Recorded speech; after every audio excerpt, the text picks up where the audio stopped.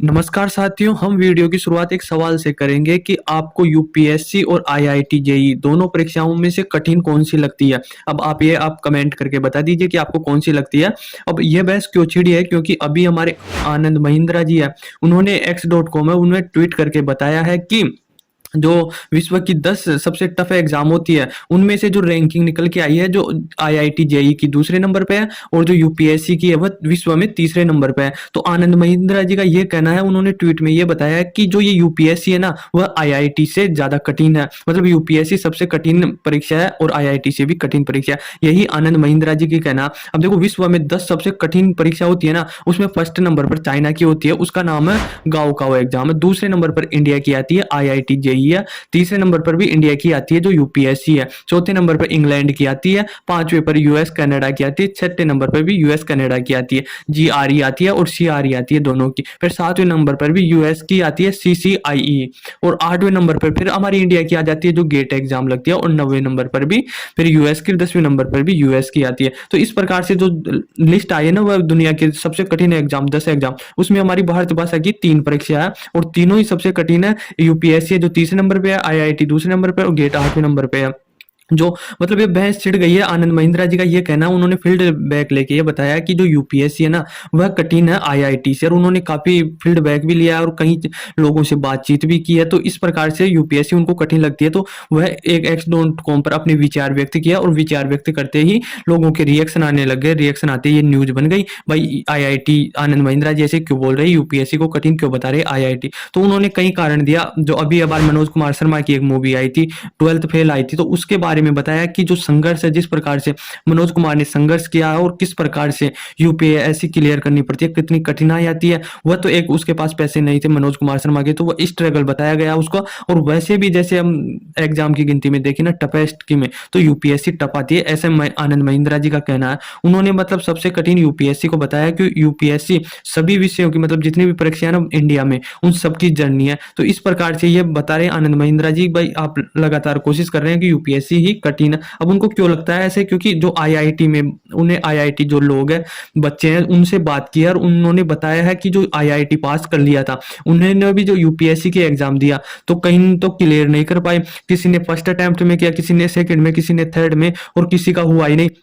तो जो जो आईआईटी के जो स्टूडेंट थे, जो उन्होंने आईआईटी जेईई पास कर रखी है, तो उनसे भी क्लियर नहीं हो पाती है। तो आनंद महिंद्रा जी का यही कहना है कि मैं खुद बच्चों से बात किया है और खुद कुछ बच्चों ने ऐसा बोला है, फील्ड बैक आया है कि आईआईटी से यूपीएससी कठिन होती है। तो जो आईआईटी पास किया है, जिन्होंने यूपीएससी परीक्षा दी है और उनमें यूपीएससी में सिलेक्शन नहीं हुआ, उसके बाद में उन्होंने स्टार्टअप किया और उस स्टार्टअप से ही उन्होंने मतलब बात किया, उस लड़के से बात की, तो उन्होंने भी बताया है कि आईआईटी से कठिन यूपीएससी होती है। और यूपीएससी में मतलब छोटे मोटे मतलब पास नहीं होते, बहुत मेहनत करनी पड़ती है और बहुत टफेस्ट एग्जाम है। तो इसके बारे में आनंद महिंद्रा जी का बार बार यही कहना है कि लगातार ये करें कि आईआईटी और गेट तो 8वें नंबर पर है, तो बहस दोनों पे छिड़ी है, यूपीएससी पर, आईआईटी जेईई का एग्जाम पर। तो उसके बाद में जब ट्वीट किया आनंद महिंद्रा जी ने, तो उसके नीचे बहुत सारे कमेंट भी आए लोगों की, भाई अपनी अपनी राय दी, भाई आईआईटी कठिन है तो कैसे कठिन है और यूपीएससी कठिन है तो कैसे कठिन है। तो कई लोगों के कमेंट आने, उसके बाद में उन्होंने एक दो कमेंट का रिपोस्ट भी किया। तो उन्होंने कहीं मतलब राय आई है कुछ स्टूडेंटों की, उन्होंने बताया कि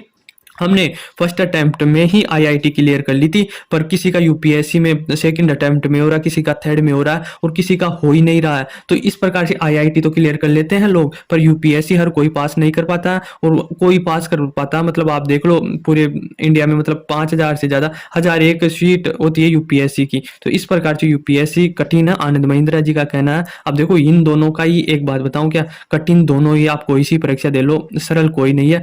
पर जो है ना, जो आईआईटी देते हैं, जो पास कर लेते हैं, वो भी आज की तारीख में मतलब बेरोजगारी होते हैं। और जो यूपीएससी में मतलब प्री दे लेते हैं, मेंस दे लेते हैं और जिनका इंटरव्यू में नहीं होता है, लास्ट मेरिट लिस्ट में नहीं होता है, वह भी कई लोग बेरोजगार वो है। तो इन दोनों का ही एक बात है, भाई आप इतनी बड़ी बड़ी परीक्षाएं पास कर रखे हो, आईआईटी जेईई पास कर रखे हो, यूपीएससी का जो प्री और मेंस दे रखे हो, और जो गेट की भी बात कर लो, गेट में भी कई स्टूडेंट रहते हैं जो अपेयरिंग में रह जाते हैं। तो मतलब मेन मुद्दा यही है कि इतनी बड़ी परीक्षा पास करने के बाद भी लोग बेरोजगार घूम रहे हैं, आईआईटी पास करके भी, यूपीएससी पास करके भी। तो ऐसे स्टूडेंटों को कहीं अगर इनमें नहीं होता, यूपीएससी में नहीं होता सिलेक्शन, इनका आईआईटी में नहीं होता, तो इनको अच्छी अपॉर्चुनिटी देनी चाहिए और एक अच्छा मतलब भविष्य के लिए, अगले कल के लिए अच्छी वो देनी चाहिए। इनको अच्छा रास्ता बना के देना चाहिए सरकार को। भाई यदि आपको इतना मतलब काबिल तो ये है, यूपीएससी में यदि प्रीमियर मेंस में वो अगर इंटरव्यू में नहीं हुआ तो स्टूडेंट तो काबिल है, कोई दिक्कत नहीं है उसमें, वो जो चाहे वो कर सकता है। पर जो सीटी फिक्स है और उसके बाद में नंबर ही नहीं आ रहा, तो उस स्टूडेंट की कोई गलती नहीं है।